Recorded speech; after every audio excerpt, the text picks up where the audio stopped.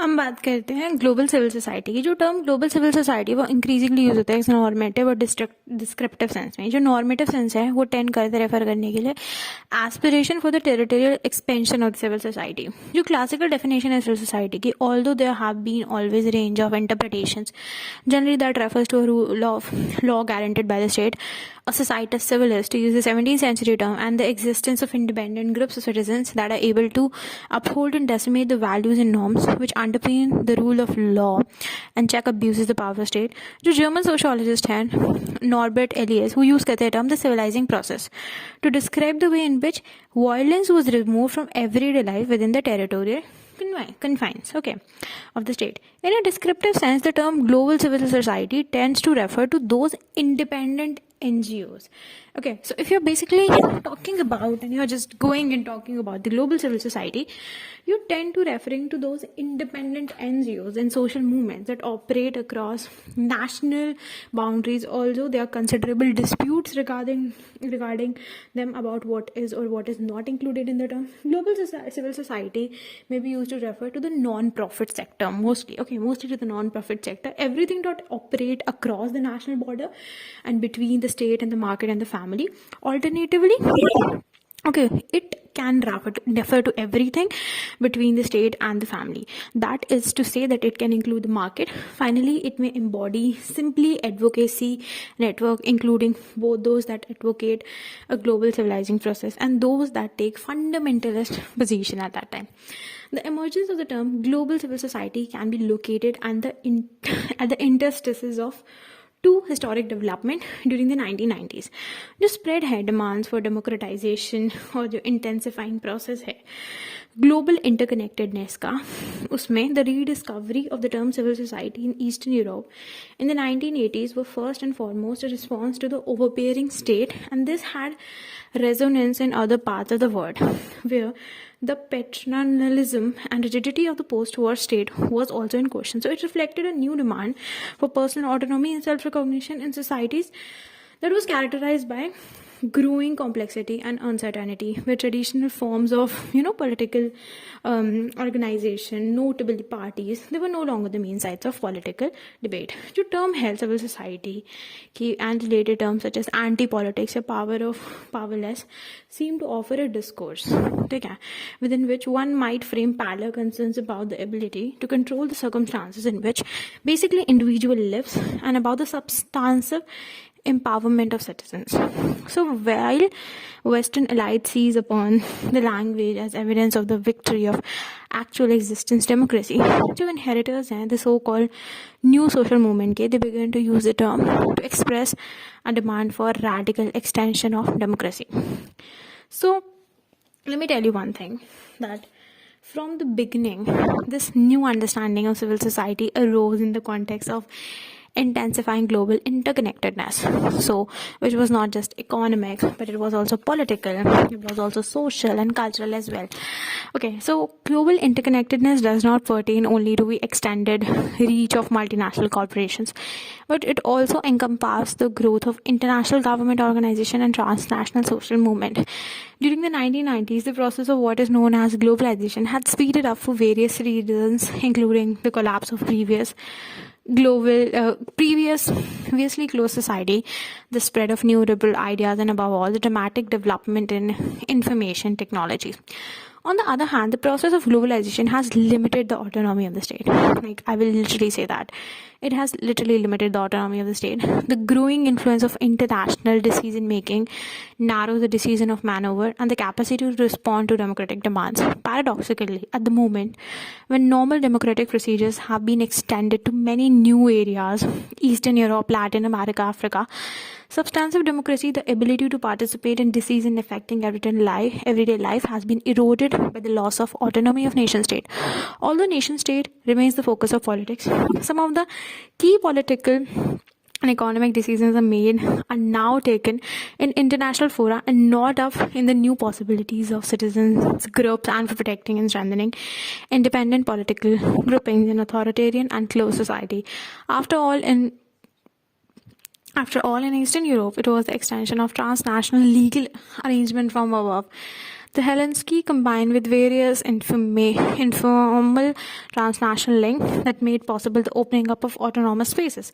Because of this particular historical conjuncture, it may be misleading to derive the meaning of the, contemporary concepts of civil society and the global civil society from the classical definition. The rediscovery of earlier theories of civil society helped to provide a legitimizing narrative, but at the same time, these historical interpretation may be obscured the truly novel aspects of the concept, whereas the classical definition presuppose the existence of a state.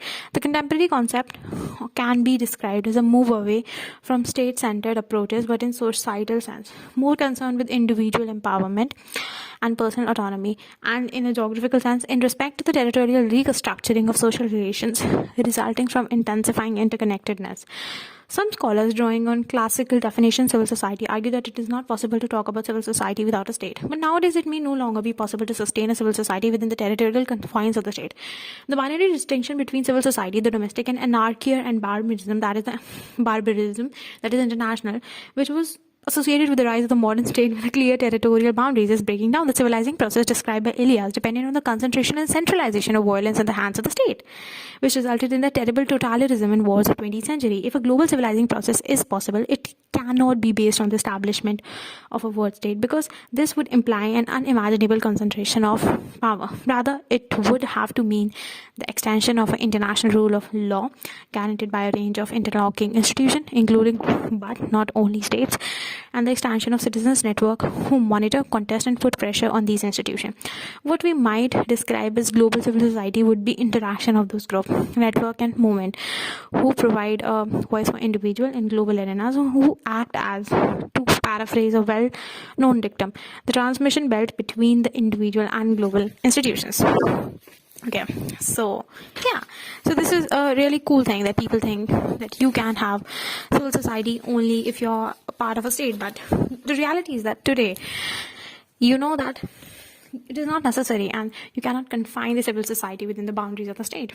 In the era of the nation state, political parties are the primary sites of political debate, and the dominant political cleavage was between left and right. Broadly speaking, between those who favored great redistribution of power and material wealth, and those who emphasized the importance of free market and minimum state interference. With the collapse of Soviet Union and the discrediting of socialist ideas, this cleavage has come to be supplemented by the division between those who emphasize parochial and particularistic concerns about how the preservation of traditional identities take place, and those who could be described as cosmopolitans who emphasize international or global principles and values and who favor tolerance and diversity. All of those different positions are represented through global civil society. It is possible to identify 4 relevant political groupings that are based on 2 types of cleavages that are given below. That is neoliberal and redistributionist. The first category comprises neoliberal parochialist, those who emphasize national or religious identity and traditional values but favor new liberal economic policies. Now, this type of political thinking is fairly typical of the new right, who strongly favor free movement of trade and capital but oppose free movements of people. They support a strong centralized state, and they make use of nationalist or fundamentalist rhetoric to mobilize popular support. The new right might take the form of traditional political parties but can be identified in transnational network based on religious fundamentalism or exclusive nationalism. The second category are the old left, who favor a return to the strong state and the commitment of welfare and full employment. They believe democracy and welfare are eroded by globalization and want to deglobalize. They're generally to be found in traditional social parties, but they also participate in NGOs, particularly in trade unions. Now, the third category comprises the new globalizers who predominated during the 1990s. They believe that free trade and capital movement will continue to wealth. They contribute to wealth and generate growing democratization and political liberty. They argue that globalization benefits developing countries because rich countries are forced to open their markets to third world, products, as demonstrated motivated by the success of Asian tigers. Now, these view tends to be expressed by corporate executive, centralist politicians, and economic experts. The final category comprises the new grouping of what I describe as global civil networks. Those groups aspire to a global civilizing process and believe that the representation of different viewpoints of a global civil society is a necessary condition for this. Global civic network include those new transnational social movements, basically. Okay. And NGOs concerned about global issues such as environment, war, poverty, women rights, and so on, who find allies within the emerging global media and within international organizations. Now, they argue that globalization is an uneven process. While some countries and social groups have experienced dramatic accumulation of wealth over the last 2 decades, other areas and individuals have experienced declining or even negative sides of globalized economic growth, greatly increased inequality, dislocation, war, and crime.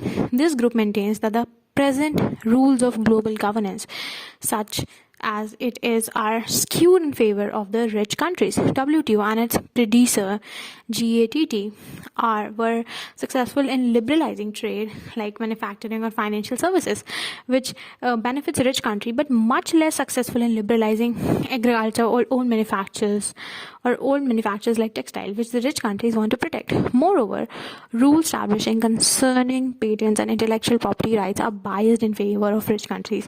For example, making life-giving drugs very expensive in poor countries or failing to protect traditional medicines and plants. The concern is not to return to the era of nation state, but to regulate the process of globalization at a global level and to increase the access of powerless to global institutions.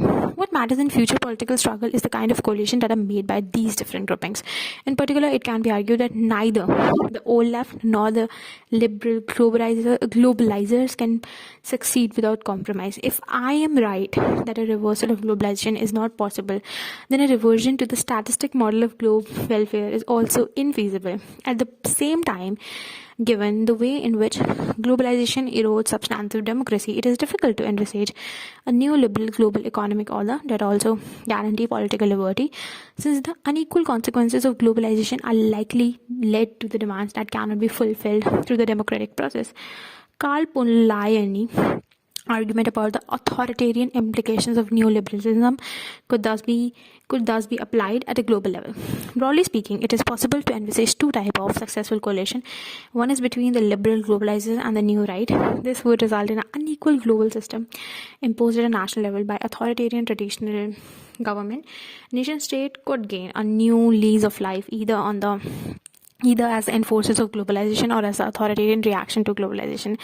The other is between the liberal globalizers and global civic network, which would imply the democratization of globalization and the beginning of a global civilizing process. Insofar as the old left have any influence, their role will depend on the kinds of coalition they choose to make. If the old left were to ally with the new right, they might help to skew the rules of globalization in favor of the particular country, especially in the case of powerful countries like the US and in few cases, for example, the rogue state. But they might succeed in building red-brown coalition and establishing closed pockets of fundamentalism, albeit with the transnational criminal links. On the other hand, if the old left were to ally with the global civic network, they might be more successful in gaining redistributional benefits also. Essentially, these two types of coalition could shape the public debates over the next decade about the character of globalization. One model favors a system with minimum rules, in which increasingly authoritarian nation-state impose the free movement of trade and capital. And according to this movement, sustained economic growth would be combined by growing economic and social inequality, ethnic and racial tension, and probably increasing violence and repression. Formal democratic rules might allow populist leaders using majoritarian rhetoric to win election, even though the opportunities for substantive influence are narrowed. The other model offers a system of global regulation in which the institutions responsible for setting the rules, the WTO, the IMF, the UN, and so on, have a much greater degree of accountability and greater receptiveness to public debates, and in which new forms of political organization, transnational NGOs, and social movement, and so on, act as a norms of representation of